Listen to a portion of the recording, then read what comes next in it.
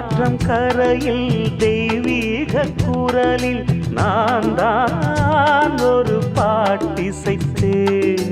தினந்தோறும் இரவில் நடுஜாமம் வரையில் நான் தானே அதை கேட்டிருந்தேன்.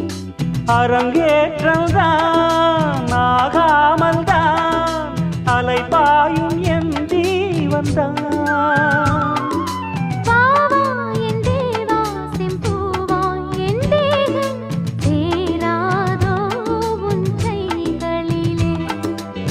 குருவாயூரப்போ